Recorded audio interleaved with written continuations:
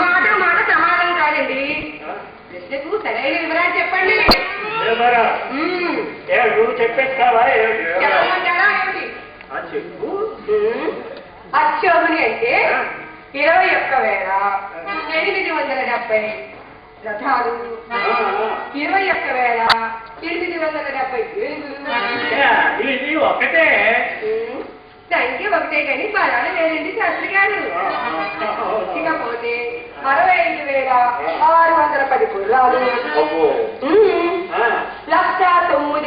1,09,350 మంది సైనికులు కలిసి ఉన్న చతురంగ బలాన్ని ఒక అక్షోహిణి నన్నే చెప్పినట్టు నేను విన్నానండి శాస్త్రి గారు.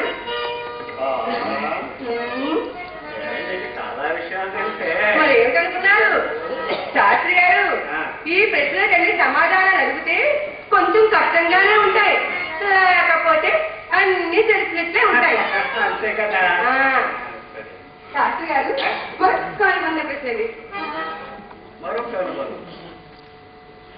ఇది కూడా నా మెడకేదో పెనుబంధం లాగున్నా ఏదో కానీ మీరు భారతం అంతా చెప్తున్నారా?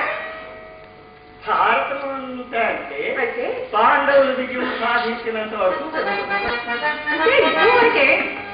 అంతే అంతే. మరి అక్కడి నుంచి జరిగిన విశేషాలతో భారతాన్ని సమగ్రంగా పరిశోధించి అశ్వత్థామ అది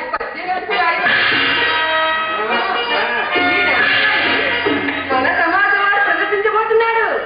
ఏమిటి మన సమాజం వారు? అవునండి, ఈ విషయం చెప్తామని మిమ్మల్ని ఆపానండి శాస్త్రి గారు. ఇంత ప్రసిద్ధమైన